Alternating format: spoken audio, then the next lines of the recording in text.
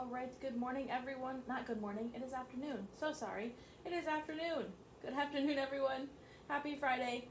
You're almost to your 3-day weekend. 90 more minutes and you'll be there. So let's make today a great class. We'll get through it together. So we're going to start off our day today with our pre-class question. So today's pre-class question is, what is your favorite holiday and why? Because we're moving towards Valentine's Day weekend. I don't know, maybe it's some of your favorite holidays, but this is why we're sharing, because I'm curious. Mine's Christmas. I love Christmas. I love giving gifts. I just love the entire vibe with Christmas. It's a lot of fun. Great time. So Viridiana says Christmas or Thanksgiving because that's when everyone gets together. Alright, same thing. Get to see your family. It's a good one. Leslie says Halloween because I like going to haunted houses with my friends. See, Halloween kind of scares me. I'm not going to lie. Not like scares me. But I don't really do scary movies that much. Haunted houses I can go to because it's like 5 minutes usually. But those movies, I'm not a good one, Javian says, my favorite holidays are Resurrection Sunday, aka Easter, for religious reasons, and my grandma's cooking, and Thanksgiving for the food. Sometimes when you have like Easter dinners, because my family used to do it, their food is so good. So it's pretty good. I'd have to agree with that one because you can get some good food on Easter. And even if you're not religious, there's always the candy. It's another big part there too. Thanksgiving, again, food, great. Never say no to food. Angela says Christmas because I spend it with my family. See, I just like the idea of spending things with your family. So like Thanksgiving, Christmas, big ones with that. Mr. Saldana says Thanksgiving for family, food, and football. I'm a big football fan. Obviously, I'm a big food fan as well, Never have a problem with that. My family's pretty cool too, I guess. So that's always fun. However, I'm that person that doesn't really focus on Thanksgiving that much. I skip from Halloween to Christmas. So I'm that person. Diksha says Diwali. I am unfamiliar. I'm going to have to look that up because now I'm curious as to what that holiday is. So now I'm going to have to look it up. That is an adorable cat, Leslie. I appreciate that. Is there anyone else who would like to share their favorite holiday and why? Maybe not why, just what your favorite holiday is. Because again, it's Valentine's Day this weekend. Makes things a lot of fun. I don't know what you're all doing, but you got a 3-day weekend to celebrate. It's nice weather. You had a good time. Alright. So thank you for sharing that for those that did. I really appreciate it. We're going to get started with our day by going over our game plan. So I'm going to pull that up for you. Javian says the Christmas tree goes up November 1st at my house. Mine too. It goes up. Oh, Brandon says my favorite holiday is my birthday. You know what? That's fair. It counts. It's a holiday. That is fair. My birthday is on D-Day, Remembrance Day. So I don't really want to say it's my favorite holiday because that might not be perceived very well. But let me pull up your game plan for you today. Mr. Saldana says Super Bowl Sunday, only when the 49ers are in it, so very rarely is that your favorite holiday. Don't mind that little dig right there. So we're going to get started. Today is February 12th. Your objective is to analyze how personal values can be both unifying and divisive forces. So in terms of the Civil War, how we're talking about, like how we have been talking about all week, divisive forces are pretty obvious. There's much difference between the North and the South in terms of economy, their beliefs in slavery, the belief in slavery expanding west. We can see how it's very divisive, but then we also have seen how it's unifying because we have those coming together to fight for their beliefs, those martyrs that we've talked about, someone who's willing to die for their beliefs. So we've seen how it's both unifying and divisive, and we'll see more of it today. So for our game plan, we're going to have time for you to share out your current events if you'd like. Remember, you can earn extra credit points if you turn on your microphone, share the summary of your article you chose and your opinion on it. We're going to watch a video on the union leaders that we talked about on Wednesday. We'll have a think and share on that video. I will go over the question with you in a moment. We have another quizzes presentation, the Civil War Part 2. It's the one where you join in, have some questions to follow along with. And then you'll have time to work on the Civil War letter assignment. I posted it in Teams this morning, but we'll go over it some more when the time comes. And then we have a Kahoot to wrap up the day. It's a small 8-question Kahoot just to check to make sure I taught you to the best of my ability. And then due this week, your current event is due today. Do not forget about that. The Civil War letter that we're going to introduce today is going to be due on Tuesday. as well as your Unit 3 vocabulary will also be due on Tuesday as well. Are there any questions, comments, concerns, problems with anything we're doing today? Kaylee says, my favorite holiday is Halloween because of baking cookies and going out to get candy with friends and watching scary movies. I've never baked cookies for Halloween. I'm about to do that. I bake them for Christmas, not for Halloween, but I'm going to have to do it. Alright, so if there are no questions on that, on what we're going to do today, is there any volunteers to share out your current event? Remember, you have to turn on your microphone, share the summary of the article you read, as well as your opinion on the article. Do you have any volunteers? You can earn extra credits. Some of you may need it because your progress reports go out today after this class. Throwing that out there. Going once, going twice. Alright, no volunteers. You'll have this opportunity every week, like you always do, so maybe next week. We're going to get started with that video. Brandon keeps forgetting to, man, they're due tonight, you better do it. Can't keep forgetting, it's literally due today. In about 10 hours, so you might want to get that done. See the angry face. Thanks, Mr. Saldana, for that. Alright, so I'm going to pull up your question for you first. That way you know what you're supposed to be looking for in the video and watching. So let me get that open for you. Alright, so based on the video you're going to watch, do you think the Union generals were very successful? And why or why not? So keep that question in the back of your mind. Do you think the Union generals were very successful? And why or why not? I'm going to pull up the video for you so you can watch that so we can answer the question. And apologize if there's an ad right away. I don't think there will be, but just in case. Alright, so here's that video for you. It's 4 minutes. It sums up Lincoln's generals, the Union leaders, and how they did in terms of battle. So remember, the question you're trying to answer, or it's more of an opinion on do you think they were successful and why or why not. So here's that video for you.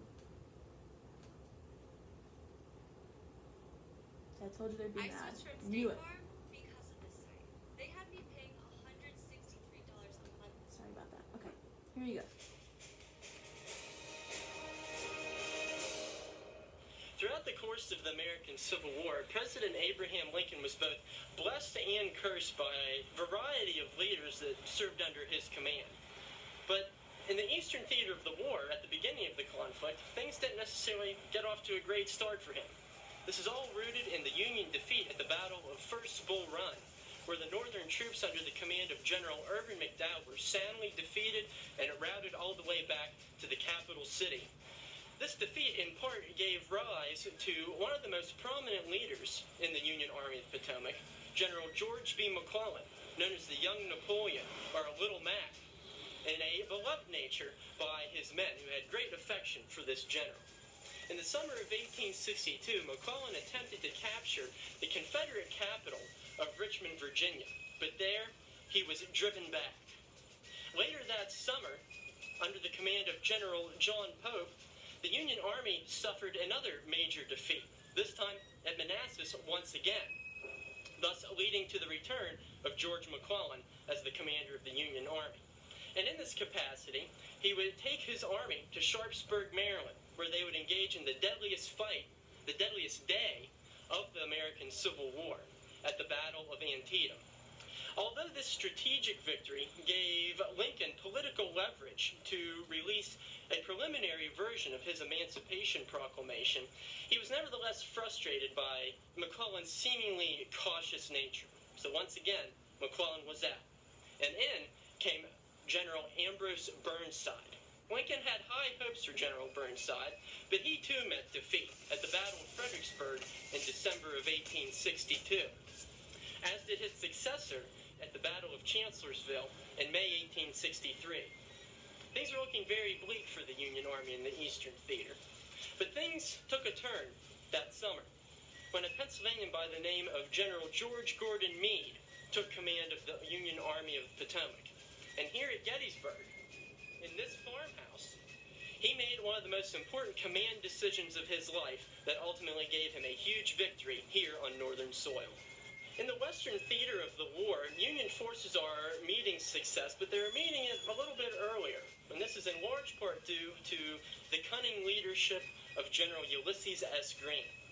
Grant scores a number of victories for the North throughout this time, including Fort Henry and Fort Donelson, the Battle of Shiloh, Champion Hill, Vicksburg, and Chattanooga. Grant's success in the West will ultimately lead to his promotion as overall commander of all Union forces. At this time, Ulysses Grant is working with a number of generals and developing partnerships with them. These include notable leaders such as William Tecumseh Sherman, who will lead his famous March to the Sea in 1864, and also Philip H. Sheridan, a cavalryman who will lead his infamous raids into the Virginia's Shenandoah Valley, also in 1864. Other notable leaders in the Western theater of the conflict include General George H. Thomas, known as the Rock of Chickamauga for his firm stand at that battle. They also include William Rosecrans and Henry Halleck. So, as Grant took command, he had capable commanders in both the Eastern and the Western theater of the war. In the East, he has General George Meade directing the Union Army of the Potomac, while out west, William Tecumseh Sherman is directing several Union armies in their campaigns against Confederate forces. Whether these Union leaders fought in Virginia or Tennessee, their collective efforts ultimately helped batter the Confederacy into submission and helped preserve the United States.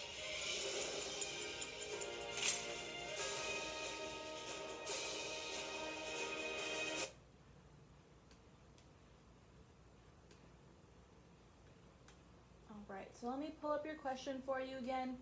That way you can see it. So let me get that pulled up for you. Just one moment. Takes a second.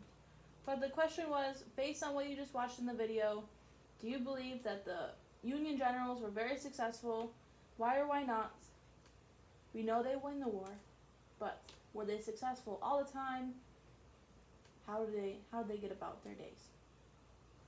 It's like an opinion question, pretty much based on the video. Do you think the Union generals were successful? Why or why not? So think about that. Put your thoughts down in the meeting chat for you so we can have a discussion on it. Do you think the Union generals were very successful, and why or why not? We'll go more in depth about all of those battles today and how these Union generals fared in each battle. It's going to be just a general consensus. How do you think they did? So go ahead, think about that. Put your answers in the meeting chat for me. Very appreciated. So we can have that discussion.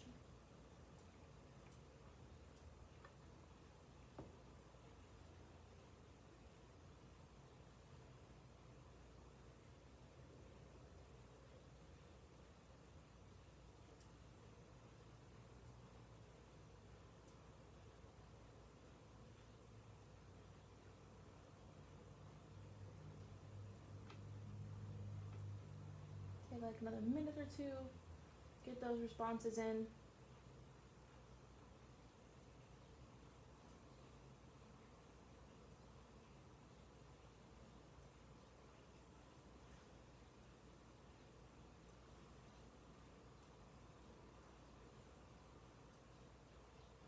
Take like another minute, get those thoughts in. Again, it's an opinion question. Do you think they were successful? There's no right or wrong answer. Just want to make sure you know that.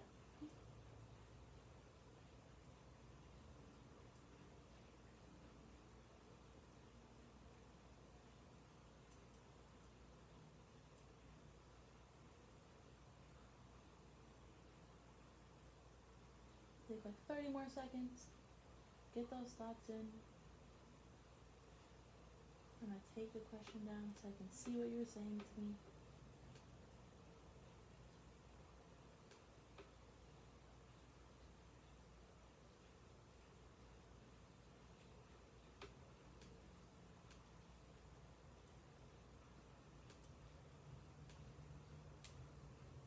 Alright, I'm going to get started with reading these. Brian said, I think they were successful. In regards to the losses, yes, they had some, but every side will in battle. But in the end, if you look at it, if there were not, things would not be how they are today. So in 1860 was not long ago, as it looks like it was.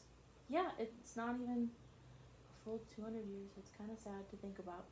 But like you had said, you think they were successful. They had losses. Everyone's gonna have them. There's not 100% winning in war. So, but if they had not been successful, things would not be where they are today. So, see that one? Good job. Santiago said yes because they were. You know what? He said yes, so I can kind of see it. Brandon says yeah because of their strategies and their manpower, so they had a better advantage fighting in the South. Alright, so you're tying in some stuff we talked about yesterday with their advantages. Leslie says kind of, and then Santiago says they were very powerful. Alright, so that's your reasoning. They were successful because they were powerful. Had more manpower, more troops. Is there anyone else?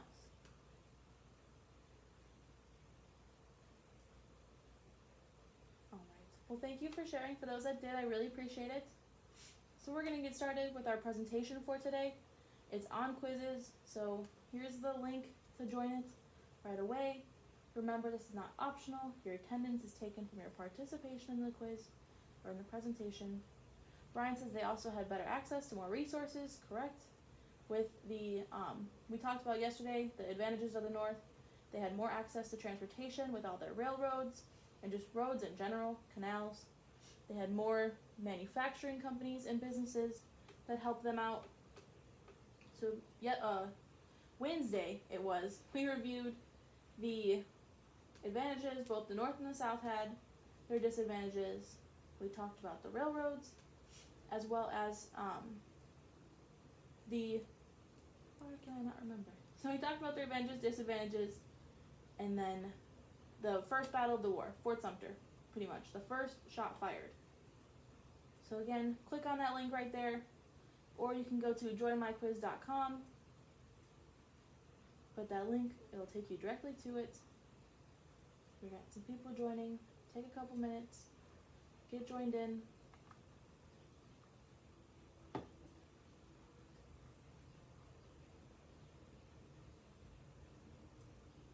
So today we're going to go over now that the war has started.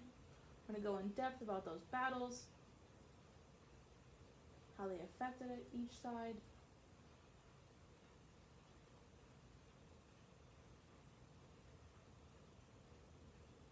Give you a couple minutes to get logged in. There's a couple questions on here, like normal, couple multiple choice, an open-ended question. So be sure you're following along. Have out your note-taking materials that you may need. Because now we're officially diving deep into the Civil War. Gone over the causes, the first shots. Now we're looking at the battles. Just take another minute or two. Again, your attendance is taken based on your participation in this meeting, so if you're not in it, get joined in. There's only 5 of you. Thank you. Take another minute or two. Get in. Alright. Moving on up.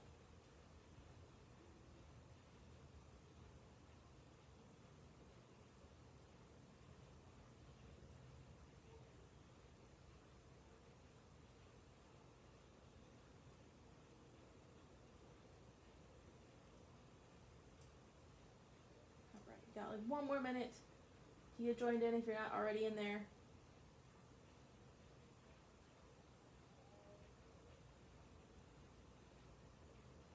Go ahead and just click on that link in the meeting chat. It'll take you right in if you're not already.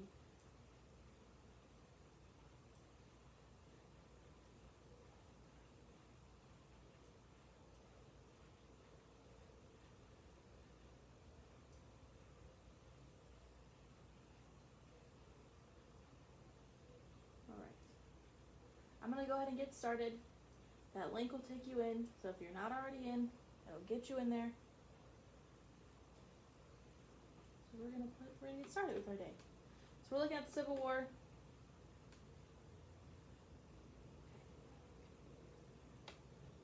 Alright. So we have this first battle of Bull Run, first battle we're going to talk about today. So we've gone through, we've had the southern states seceding after Abraham Lincoln's election. We had the shots fired on Fort Sumter, the Confederacy taking control of this fort, and now the Civil War has officially begun. Abraham Lincoln has to do something about this act of aggression, so this is going to be that push. So we have the first battle of Bull Run at Manassas, July 21st of 1861. So again, because of the press and the public were demanding action, Lincoln decided that the Union Army drilling near Washington, D.C. should attack Confederate forces at Bull Run, which was 30 miles southwest. So after this attack on Fort Sumter, Lincoln wasn't really sure how to go about it, wasn't really doing much with it. So the press and the public were really pushing and demanding that he do something. You have to do something about it. We were attacked. You got to figure it out. So Lincoln decided that this Union Army that was already drilling near Washington, D.C. would attack these Confederate forces at Bull Run. So the Confederate troops under Stonewall Jackson were able to repel the attack, and they sent the Union forces retreating toward D.C. So Lincoln pushed the Union Army to attack these Confederate forces.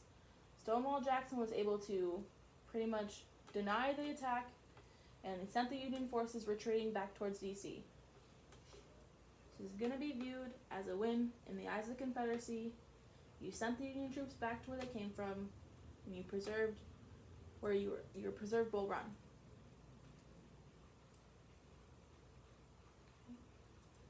And move on here. So we're still looking at the first battle of Bull Run. So the victory for the Confederacy had turned out to be more of a defeat, as it built overconfidence and caused a drop in Confederate enlistments or preparation for a long war. So a lot of people in the Confederacy saw this win as a confidence booster. It boosted their ego a ton. So they're like, oh, we're not going to have a long war. We're going to solve this problem quickly. There's no need for us to join. No need for us to really prepare much. We're going to win it. There's no reason we wouldn't. We're going to win it. So it boosted up their ego a little too much. They became a little overconfident here. And it's going to really end up losing, creating the Confederacy to not be as strong. And this is the first sign that you're going to see a problem of losing. Can't speak today. So the defeat for the Union had proved to be more of a victory, as it ended all hope of a short war and caused Northerners to grow serious about preparations. So you have a contradicting statement. The South was like, oh, we're going to win this, no problem. We don't really need to prepare. No one really needs to enlist. We'll be fine. We're going to win. It's going to be short. And then the Union saw that they lost, and they're going to take it more as, more serious. They know they're going to have to prepare. They know they're going to have to enlist and have the soldiers, and it's not going to be something that's going to end quickly. It's going to be a long war. So you have the South that's losing enlistments in preparation because they think they're going to win. Then you have the North who's getting serious, preparing, enlisting people because they know it's not going to be a short war and they have to do something about it. Okay, I'm going to move on here. So this is that map of the Battle of Bull Run. It's a little blurry, but the blue is going to be your Union forces and how they had first retreated in or came in. Your south is going to be how they came up through. And then those little dotted lines is their retreat. So you have the South who came up and pushed the Union back and caused the Union to retreat back to Washington, D.C. Again, Battle of Bull Run, victory for the South. So we have the Peninsular Campaign in the spring of 1862. So General George McClellan, who was mentioned in that video, was given command of the Union Army, which was known as the Army of the Potomac. This army, as well as George McClellan specifically, was experienced. George McClellan was a great organizer and drill master, and he improved morale. So not only was he experienced, he had the ability to organize and get this army pretty much well put together. And then he improved their morale. He made them want to be in there, made them want to get stuff done.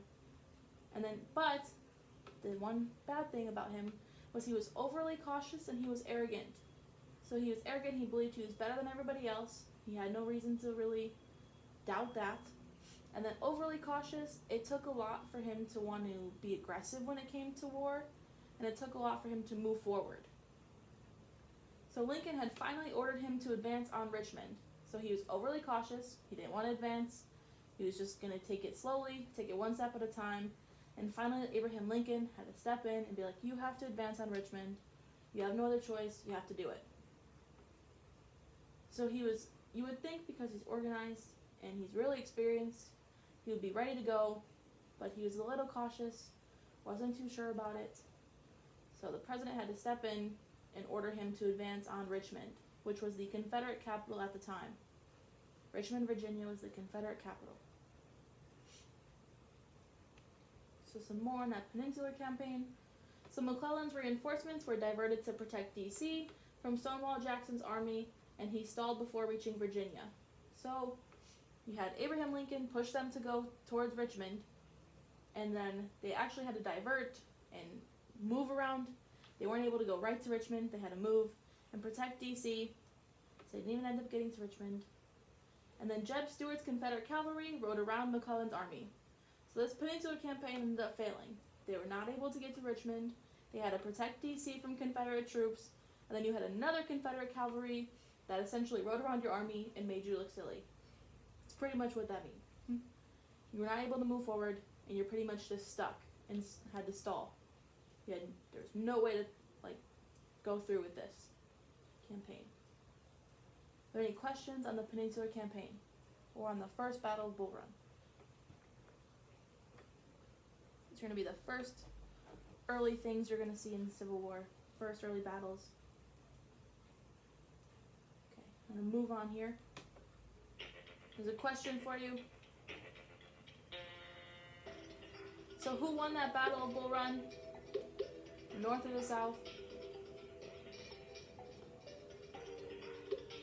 It's going to start ticking really loud, so I'm going to turn that down. I always forget how loud that is.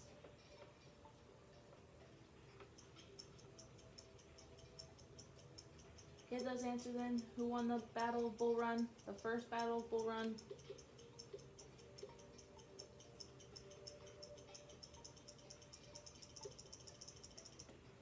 Right.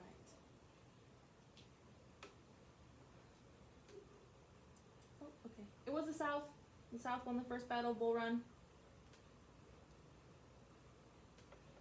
Sorry, I forget you gotta move everything. Click next slide. It's all in the corner. There we go. Okay. So now we have the 7 Days Battle, which was from June to July of 1862. So General Robert E. Lee and his Confederate Army had counterattacked McClellan and drove his forces back to sea. So you had McClellan and his forces coming through. This was part of that Peninsular Campaign, and Robert E. Lee of the Confederacy had counterattacked, so they pretty much came right back at them and drove McClellan and his forces back to sea. So now we have the Union forces completely abandoning the Peninsular Campaign, and Lincoln fired McClellan. So the Confederacy pretty much helped set up the Peninsular Campaign to fail. Now, the Union has to find an entire new plan, entire new campaign, and Lincoln ended up firing one of his generals. So he fired a well-experienced and organized general because he just wasn't succeeding. So in the early battles of the war, we're seeing the Union Army and the Union generals kind of fail. They're not doing too well compared to Stonewall Jackson and Robert E. Lee of the South.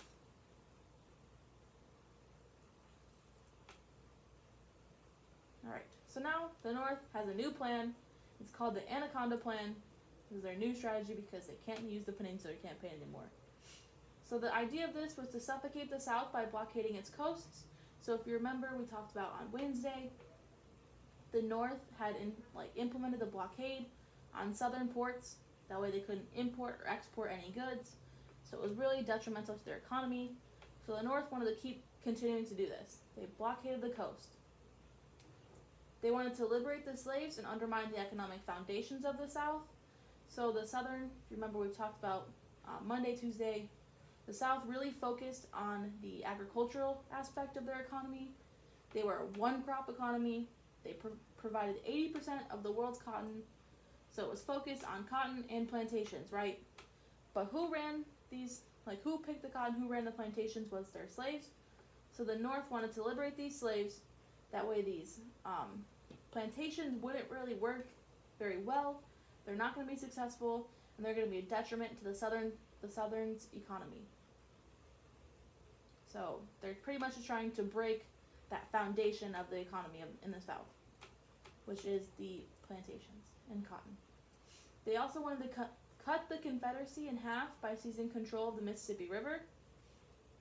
So if you remember from yesterday especially, we talked about the Arizona Territory and Texas and the New Mexico Territory. So if you cut down the Mississippi River, which is mid-Louisiana, you're going to cut Louisiana and Texas off from the rest of the Confederacy, as well as some other northern states. So you want to cut the Confederacy in half by gaining control of the Mississippi River. That's a big one. The Mississippi River runs north to south of the states, has a lot to do with supplying goods to everyone. Supply goods, move your soldiers a lot quicker. So gaining control of the Mississippi is one of the biggest parts of this plan. Along with this plan, they wanted to chop the Confederacy up by sending troops through Georgia and South Carolina. So a lot of Georgia and South Carolina held defensive troops.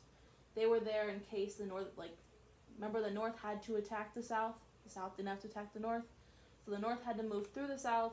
So these troops in South Carolina and Georgia were set up as a defensive attack. In case they were invaded, these troops were there and ready to protect their land. They wanted to decapitate the South by capturing its capital in Richmond. Pretty much take over Richmond, make it Union control, and that would pretty much end the South's entire battle, essentially. Their morale would be completely depleted if you cut off the head of the snake in Richmond. That's why I like to look at it. You cut off the head of the snake, it can't move.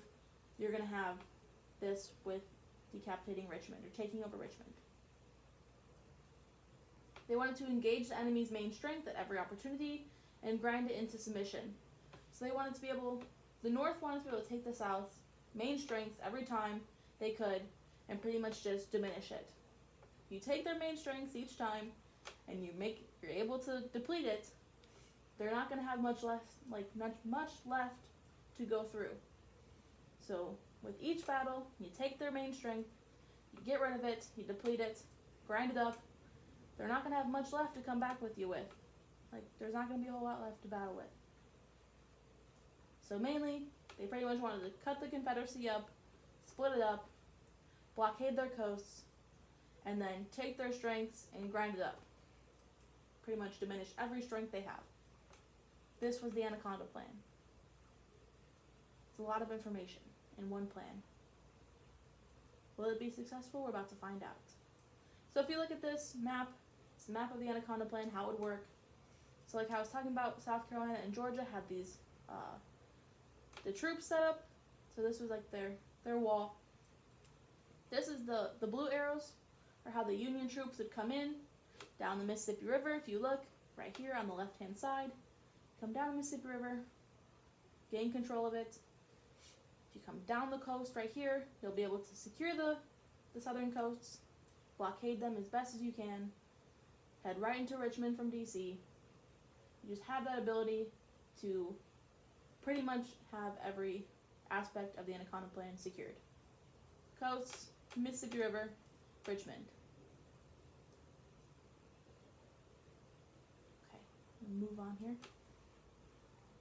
So now we have the war at sea. The Union Navy could not completely blockade the South, so they just concentrated on the main ports.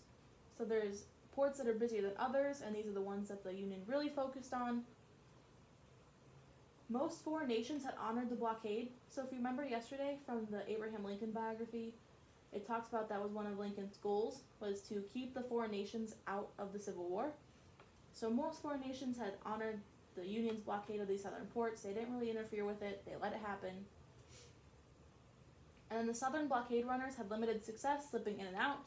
So there were people in the South who were trying to slip past these blockades, trying to get goods in and out, and they kind of did it, but it was very limited.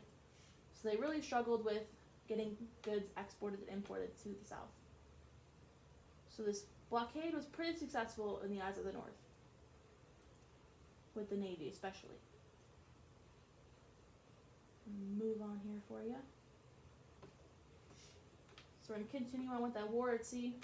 The Confederates had covered an old ship called the Merrimac, but renamed it the Virginia, with iron plates and used it to crush through the wooden Union ships.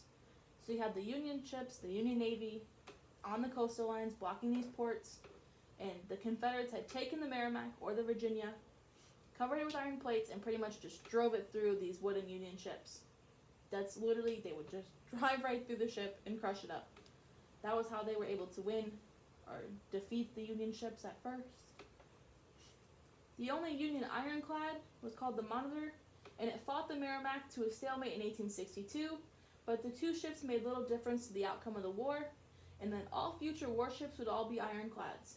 So the Union pretty much took the same aspect, put iron plates on it, and then it ended up fighting the Merrimack. A stalemate means that no one really won. It's just, you're stalling. There's going to be no benefit out of this.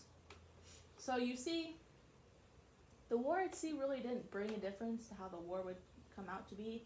Because again, no one really won. You had two ships battling it out, and that's about it.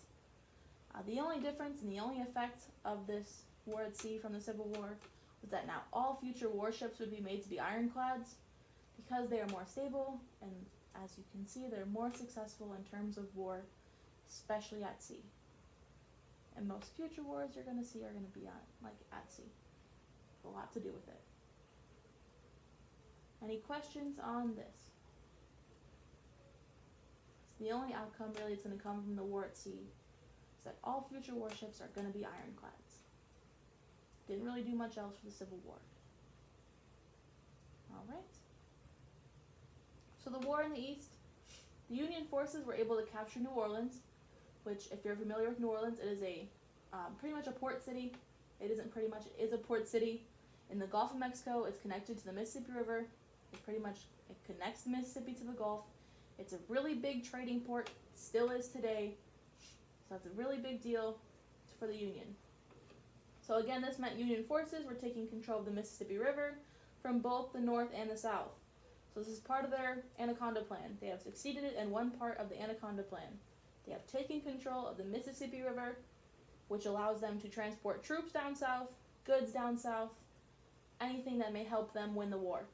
And so this would mean disaster for the Confederacy, because now they have no access to the Mississippi River at all. It also means bad for their trading as well. So only the Confederate fortress of Vicksburg on the Mississippi protected the western sources of supplies.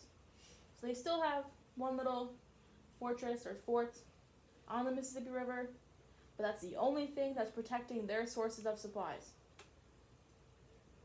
And they're getting them from out west. So you have parts of Louisiana and Texas. That is the only fort that is protecting those supplies, goods, weapons from coming from the west.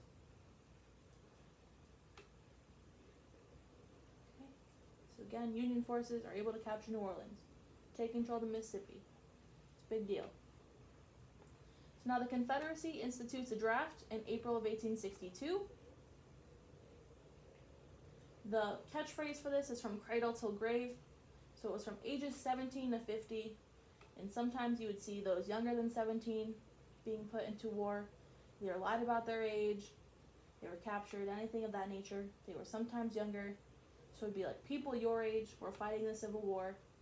And then people, your parents, your grandparents' age, were also fighting as well. So from cradle to grave. The rich could hire a substitute, though, to fight for them or purchase an exemption. So if you were drafted and you had money, you could hire someone else to fight for you, or you could purchase an exemption. So you pretty much could get out of it if you had money. That's where this next phrase is going to come. It's led to discontent among the poor. So they believed it was a rich man's war, but a poor man's fight. So all the poor people who couldn't afford to hire a substitute or to purchase an exemption, who were drafted in the military, had to serve. But the war was really benefiting those who owned plantations and who were wealthy, because you really can't own a plantation or own a lot of slaves unless you had money. And they're the ones who are really fighting this war in the first place. They're the ones who are going to benefit from this. So the poor people are having to fight the war, but the rich people are going to gain from it. So that's going to create some complications in the South. They're going to start to be kind of upset with how it's going. Your poor people got to do all the work, and your rich people can buy themselves out of it. All right. So we talked about this yesterday. the Battle of Picacho Pass in Arizona, so we'll briefly mention it. Remember, we had Captain Hunter from the Confederacy versus Colonel Carleton from the Union. It was April 15th of 1862. The Union squad met with those Confederate Rangers who were trying to protect Tucson. There were only 23 men involved. It is the battle with the least amount of people involved. So 11 died, 6 of them being from the Union, 5 from the Confederacy. Hunter's troops prevented this surprise attack on Tucson, and it was the westernmost battle of the Civil War. So we've seen the war out west, you've seen it in the east, and especially in the south. We talked about it yesterday, but again, Picacho Pass, Picacho Peak, that's what it looks like. That's the monument that was removed in July of 2020. Talked about that yesterday. Now we have the Battle of Antietam, or also Sharpsburg. It was September 17th of 1862. And then after his victory at the Second Battle of Bull Run, General Lee had moved northward into Maryland, hoping to do 2 things. One was to encourage foreign intervention on behalf of the Confederacy, and number 2 was to persuade the border states and the others to secede and join the Confederacy. So after the South had won Second Battle of Bull Run, General Robert E. Lee had moved towards Maryland, and his goal was to encourage foreign intervention. He wanted the French and the British to help the Confederacy, because if you can send money or supplies, that's going to be very beneficial to them. Remember, they don't really have a strong economy, they don't have a lot of people, and they don't have the manufacturing in order to supply these weapons as much as the North does. And then they wanted to persuade these border states to end up joining the Confederacy. So if you remember, border states were they were southern states, they were slave states, but they didn't end up seceding. So they were still part of the Union, but they still had slavery, and they never joined the Confederacy. So that was the goal. He wanted these border states to secede and join.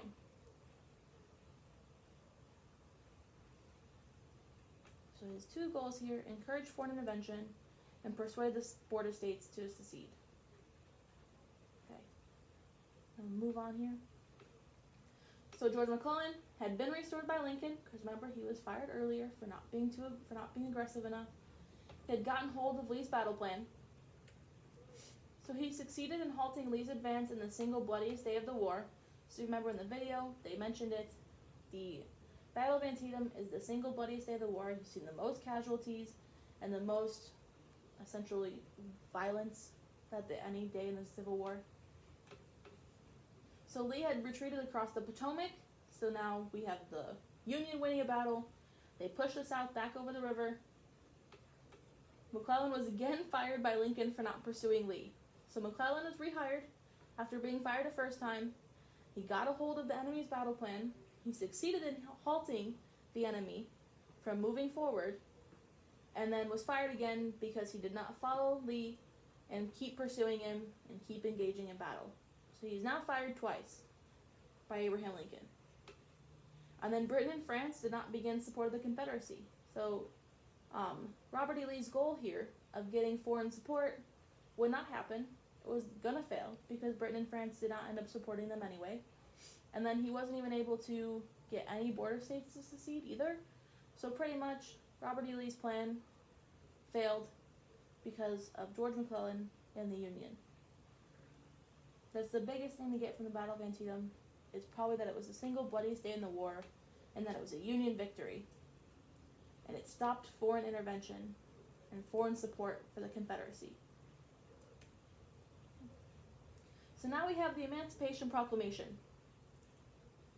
So the Confiscation Act of 1862 had punished the Confederate traders by declaring that their slaves were captives of war who would forever be free. So before the Emancipation, you're going to see the Confiscation Act of 1862. Lincoln hesitated to go further in freeing the slaves because of the border states, and he was unsure of Union success against Confederate forces. So if you remember, Lincoln had said several times this war was not about slavery, it was about preserving the Union. He did not want these slavery border states to secede and join the Confederacy to make them stronger. So he had to continue to be like, it's not about slavery, I'm unsure about this, I don't want to free the slaves, because if I do, or say I'm going to free the slaves, because if I do, these border states are going to leave and join the Confederacy. And then he still was unsure of how the Union was going to do against Confederate forces. The Confederacy did very well at the beginning of the war. They won most of the early battles. The Union was still kind of struggling. So he was unsure really of how the success was going to go. So he was like, is it worth saying I'm going to free the slaves and make these border states mad at me if we're going to lose the war in the end anyway? So he's a little bit leery of what to do. So we're going to see what his choice is going to be. So after Antietam, when Lee's invasion was halted, Lincoln was ready. So he's seen the Union do something great. He saw them win a battle and pretty much move the morale up in terms for the Union. They're doing a lot better this time around. So September 23rd, 1862, he issued his preliminary Emancipation Proclamation, which would free all slaves in the Confederate States, but not the border states. That's the big thing. He's not freeing the slaves in the border states, only those in the Confederate States. Because again, he doesn't want these border states to leave the Union and join the Confederacy.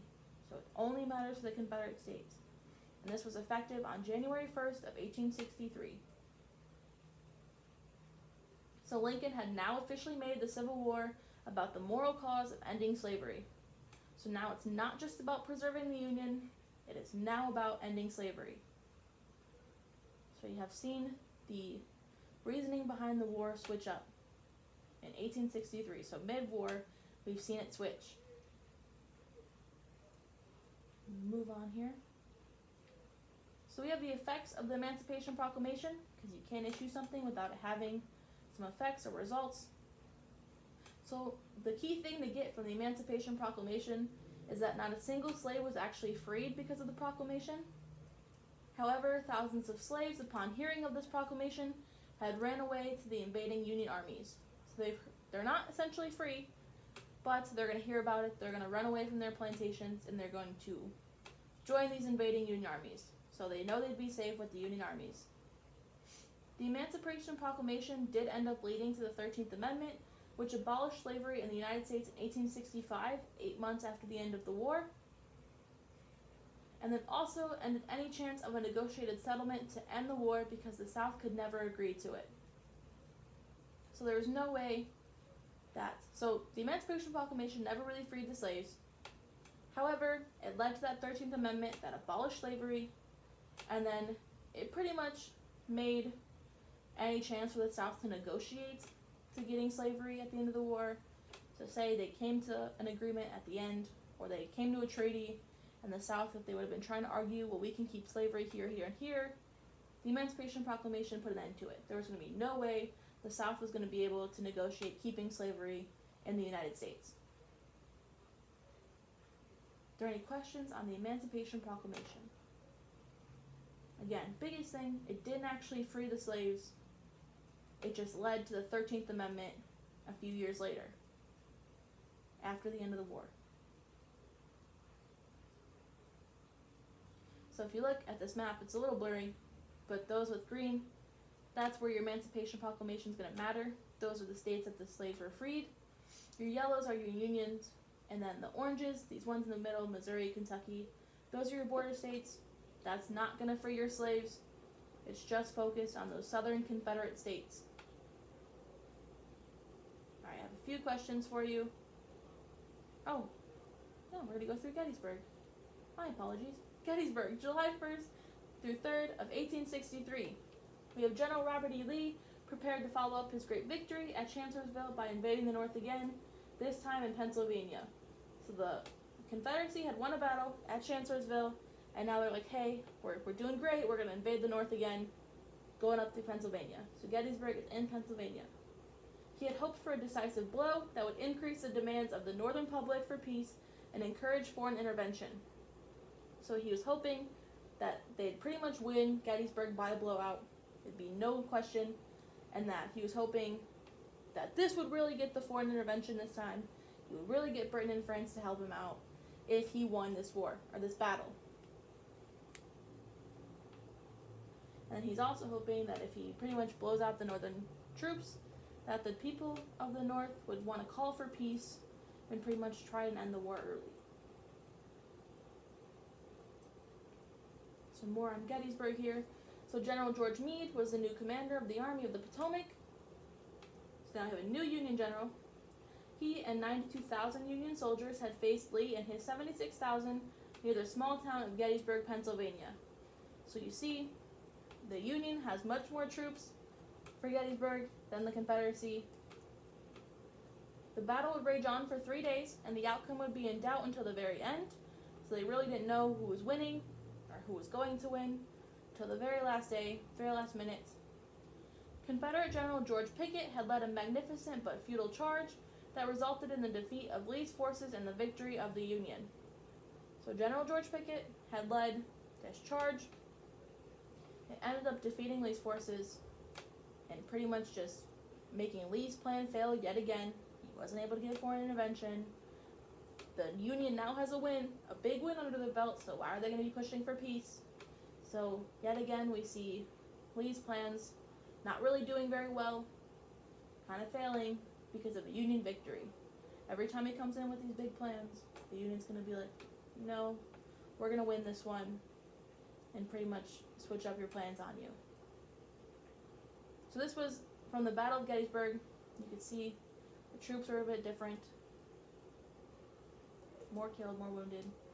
We have the Battle of Vicksburg, Mississippi. So remember, Vicksburg is where the Confederate, the last fort on the Mississippi for the Confederacy was. So on July 4th of 1863, we have General Grant was given command of the Union forces attacking Vicksburg, which was the last remaining Confederate stronghold on the Mississippi. So the Union has control of the Mississippi besides this Confederate stronghold in Vicksburg. So the 6-week siege of Vicksburg was the best fought Union campaign of the war, and the city was forced to surrender on July 4th of 1863. So we have the Union winning yet again, and this is going to give the Union complete control of the Mississippi River. Big deal. Again, total control of the Mississippi, and this severed the Confederacy. So if you remember from the Anaconda Plan, this is one of their goals, was to take over New Orleans, and then now they have full control of the Mississippi River, which cut the Confederacy in half. That was the biggest goal from the Anaconda Plan, was to cut the Confederacy in half. And they've successfully done it with the Battle of Vicksburg. Okay. Some more on Vicksburg. So this Union victory had came the day after the Confederate defeat at Gettysburg, and the political significance of the back-to-back victories was monumental. So this followed the Union victory winning at Gettysburg as well. So you have 2 Union wins within 4 days, and this is going to boost morale like no one had ever seen. Again, the control of the Mississippi helped to lessen Northern cries for peace, so now they're seeing the Union be successful, and they essentially want to see the North win. They don't really want peace anymore. They're like, okay, but now we want to win it. And then it also convinced, again, both Britain and France to stop selling war materials to the Confederacy. So now they're really not going to have any foreign intervention or any foreign support to the Confederacy at all. They have now seen the Union beat the Confederacy twice within 4 days, and pretty much Britain and France have decided to stop supporting the Confederacy. Are there any questions on this? No? Okay. I have a question for you. We're almost done. Who won the Battle of Gettysburg?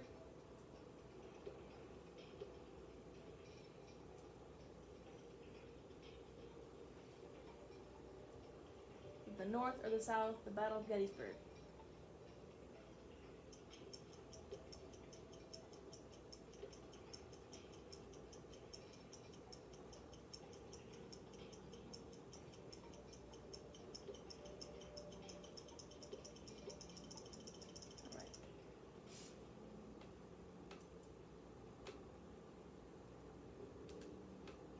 So it was the North. The North had won that Battle of Gettysburg from July 1st through 3rd. That was the one where it wasn't determined until the very end, but the North had won. Another question for you. This one should be pretty easy. Who won the Battle of Vicksburg?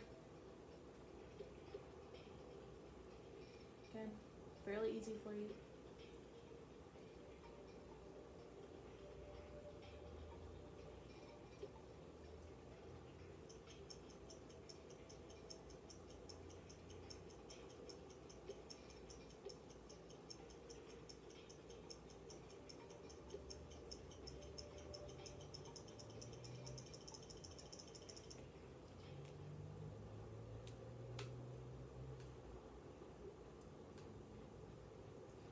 Battle of Vicksburg was the North.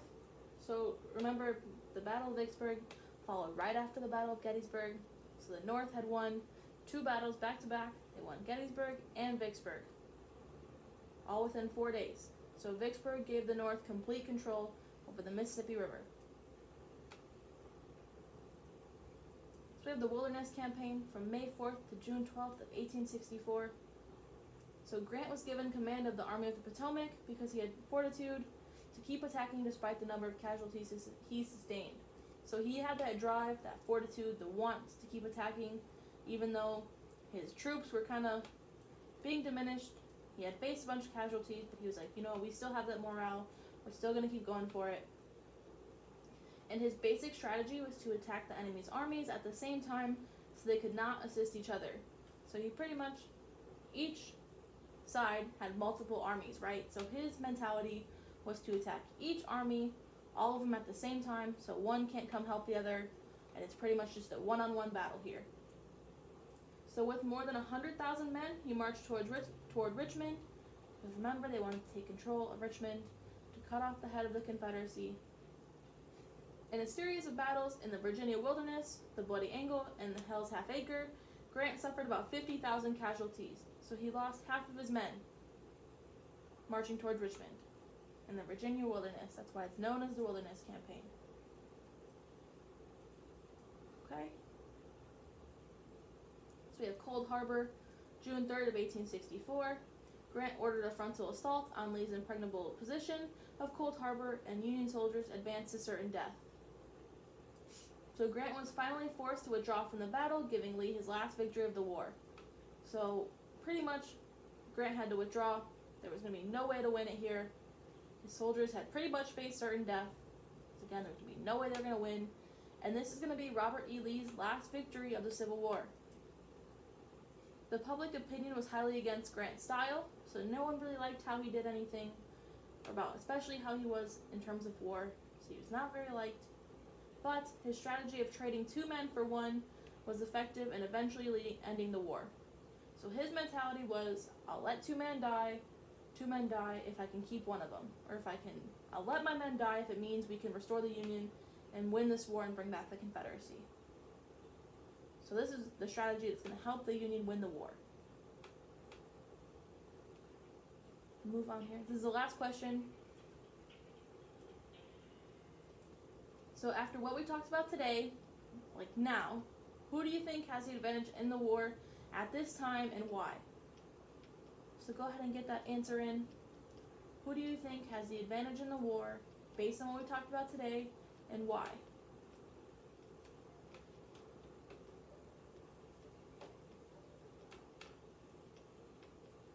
Go ahead and get those in.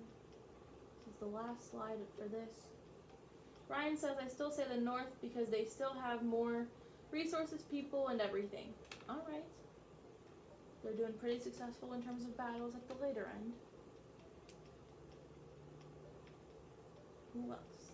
Got like another minute-ish.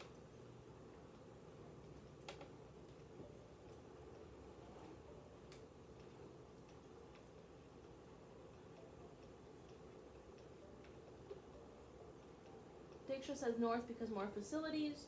Alright, they have more ability to send more weapons and provisions. You got less than a minute to get your answers in.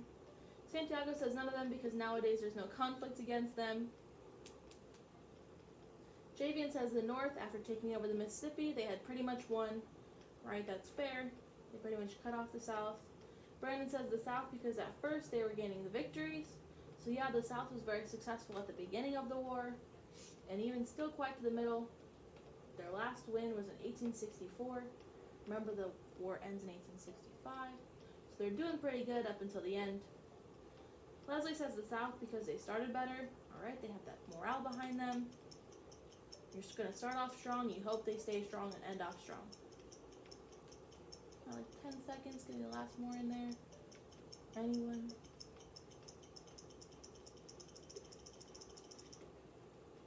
Alright. The last one said the North. You can't see who wrote it though because my thing is in the way. Alright, that was that last slide. So we covered those battles of the Civil War for you. Nice job, Ryan, on that. So, if any of you have seen, I posted an assignment in Teams for you. We're going to have about 15 minutes to work on it because we're going to play Kahoot to wrap up class. So I'm going to pull it up so I can show it to you. Give me one moment. It's not due until Tuesday, so don't worry about not having a lot of time to work on it. It is titled Civil War Letter. So if you want to go ahead in Teams, open that up. Civil War Letter. Get one more moment to pull it up and show for you. Okay.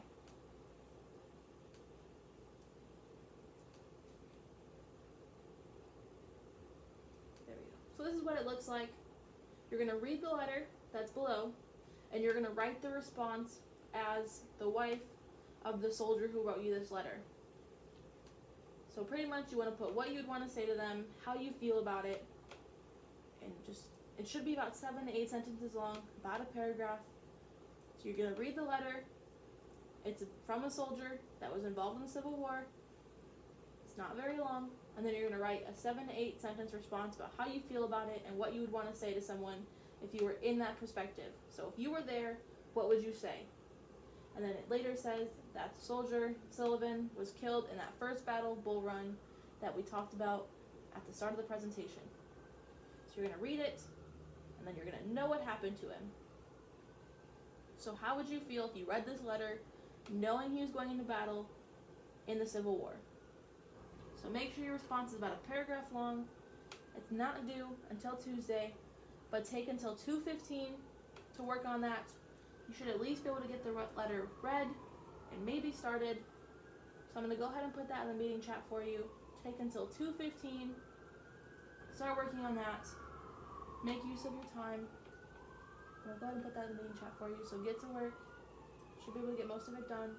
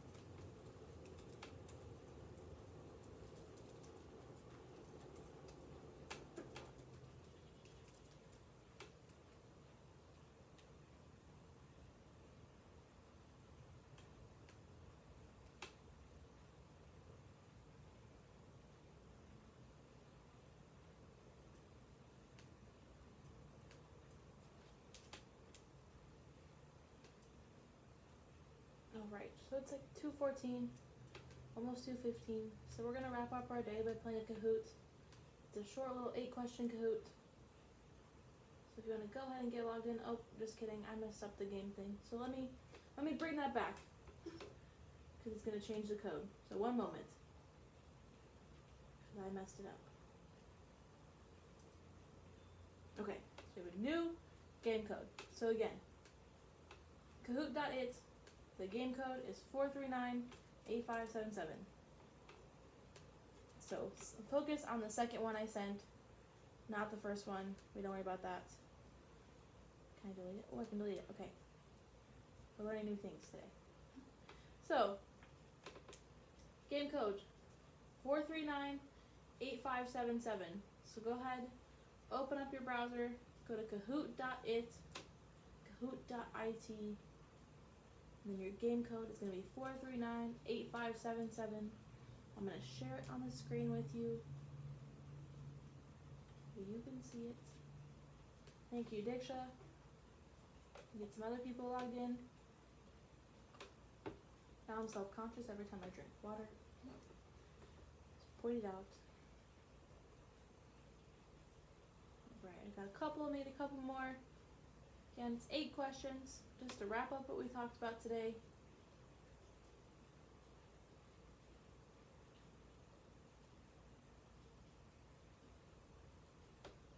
Alright, got a couple more. Take another minute or two, get logged in. We'll say 2. Might have threw you off a little bit, told you to read something. I'm saying, bring it back.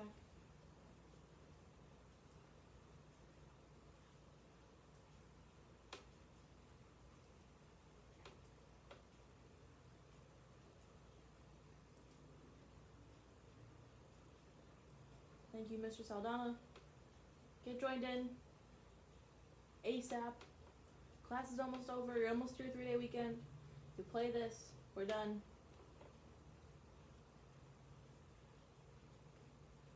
A few more, because I know there's more than 6 of you in class. Thank you.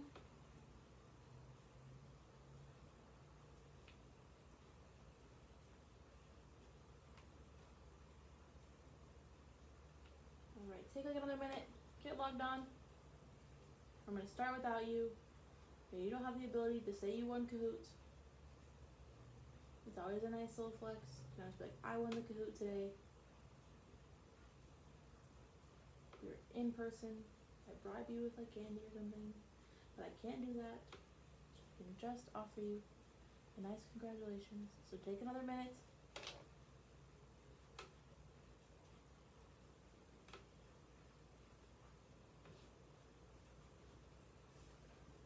Alright. We're going to go ahead and get started. Only 10 minutes left of class, so let's wrap this up. So it's over our presentation today. So hopefully you're paying attention, took some notes. So question number 1. Who won that first battle of Bull Run? The North or the South? The first battle of Bull Run. It's the first one we talked about today.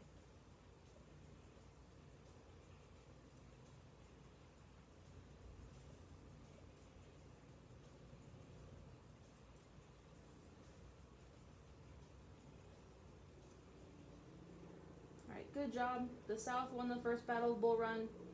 This was the battle that the South believed, oh, it's going to be a short war. We don't have to take this seriously. We don't need troops. And then the North was the complete opposite. They said, we need to be prepared for a long war. Let's get some people enlisted. Alright, Ryan's starting us off strong. Yeah, what was the Anaconda Plan? The Anaconda Plan wanted to cut the Confederacy in what?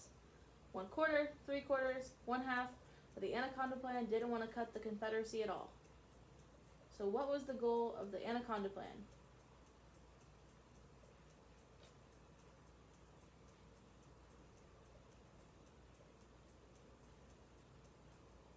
The goal was to cut the Confederacy in half. They gained control of a certain area, which would cut the Confederacy in half. That was the entire, or one of the main points of the Anaconda Plan. Ryan's still up there. Shahir's not far behind. True or false? Most foreign nations honored the Union blockade of the southern ports. So true or false? foreign nations honored that Union blockade of southern ports?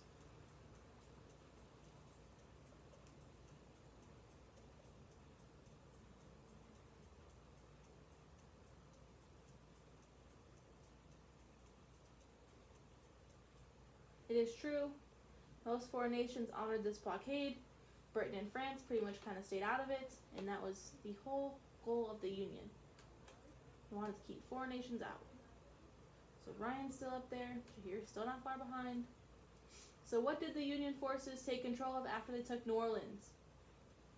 The Gulf of Mexico, the Mississippi River, the Atlantic Ocean, or the Rio Grande River? This is part of the Anaconda Plan as well. What did they want to take control over? What cut the Confederacy in half? After the Union forces took control, it cut the Confederacy in half. It's the Mississippi River. It's a river that runs north to south the United States, comes out of New Orleans. So when they took over New Orleans, they took over that control, the southern control of the Mississippi River. Ryan and Jahir are still up there. True or false? The Emancipation Proclamation freed the slaves. True or false?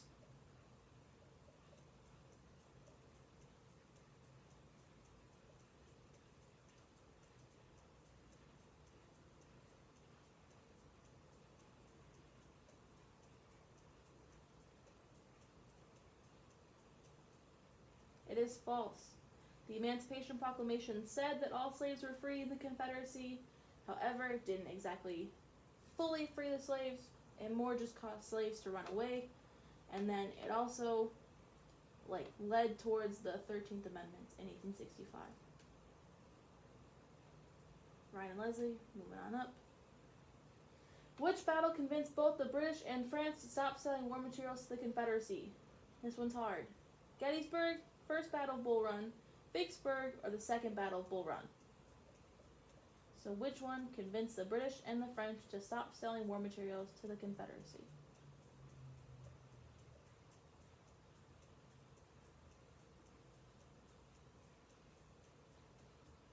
It is Vicksburg. Gettysburg and Vicksburg happened back to back, but Vicksburg was the battle. Vicksburg was where the last Southern fort along the Mississippi remained. So when the Union won the Battle of Vicksburg, they completely held the Mississippi River, full control. And this is the one where the British and the French are going to be like, I don't know if I want to keep supporting the Confederacy. They're not looking too hot right now. So they stopped selling war materials. They took themselves out of it, officially. Ryan's still up top. So true or false? The goal of the Wilderness Campaign was to attack enemies at the same time. It's one of the last things we talked about. The goal of the campaign was to attack enemies at the same time. True or false?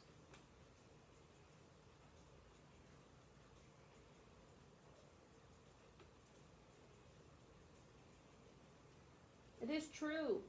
That Wilderness Campaign was where Ulysses S. Grant, the Union general, had said he wanted his armies to attack all of the Confederate armies at the same time. That way one couldn't come back up the other. It's pretty much just a one-on-one attack. However, the Union did not fare very well in this campaign. They lost half of their troops they went in with. Ryan's still up top, but Leslie's moving on up. Which battle was Robert E. Lee's last victory of the war?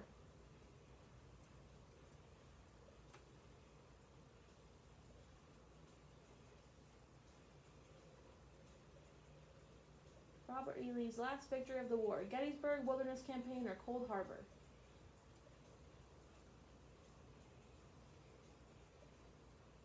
It is Cold Harbor. That is the last victory Robert E. Lee will have in the Civil War. The Union won Gettysburg, and then the Wilderness Campaign, yes, the South and the Confederacy did kind of prevail in that one, but Cold Harbor was the last official battle that Robert E. Lee won in the Civil War. Only one of you got that one. That one was hard. It was the last one we talked about. So how'd we do? We have Leslie in third place. Marley's in second. And then I'm going to go with Ryan here. Ryan was in first place. Great job, guys. I'm glad you all pretty much got what I was trying to give to you today. We learned a lot about those Civil War battles. So on Tuesday, we're going to wrap up the Civil War as a whole. And then we're going to move on to Reconstruction next week. So maybe, oh, my music's still playing. We might need to get rid of that. Alright. So it's 2:25, we have a couple minutes. So what are we all doing this weekend? It's a 3-day weekend. Valentine's Day. What do we got going on? Nothing different than normal. We're gonna all catch up on our homework, right? And our sleep. Be well rested for Tuesday to finish up that Civil War. Jahir says nothing, sadly. Aw, me too. I'm working, so I'm not really doing much. Diksha said nothing, just sleep and eat.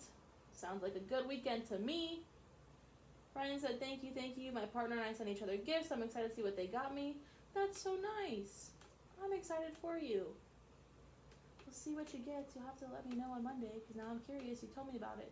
Or Tuesday. Now I gotta know. Now you gotta tell me. So I'm gonna be waiting. Diksha said same here. Sleeping, eating. Leslie said playing Minecraft. That game confuses me so much. Mahara says playing soccer and hanging out with your girlfriend. Alright. Doing something for Valentine's Day. That's nice. Always buy flowers. Coming from a girl. Always do that. Even if you don't think they'll like it, do it anyway. Throw it out there.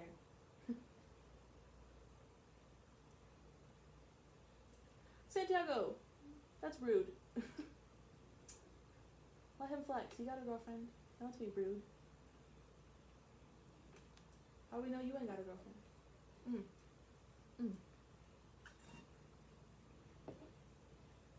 Simmer down. Ryan said it's the thought that counts. See? About those gifts, you know? Mr. Saldana says get outside. We have some of the best weather in the whole world right now. Literally, it is so nice. Everywhere else is so cold. Oh, I can't wait. Abraham said roses or no. Yes. I don't know if anyone goes to Costco. They have some great deals with roses, especially. Throwing that out there. Brandon says I don't really know. That's fair. I don't know either. I'm confused as well, Leslie.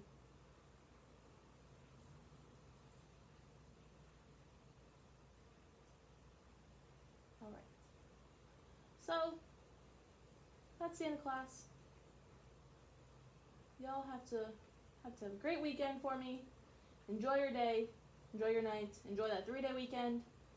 I'll miss you till Tuesday. You have to let me know how your weekend goes then. But you are all free to go. Have a great weekend. Bye, Ryan. Thank you. You too. Enjoy your gift. Bye, same to you. Thank you, Diksha. Have a good one. Abraham, yes, you are off on Monday. It's President's Day. You don't have school. Don't show up. We won't be here. Maher, have a great weekend as well. Leslie, same to you. Have a great weekend. Thank you so much. Thank you all so much for today.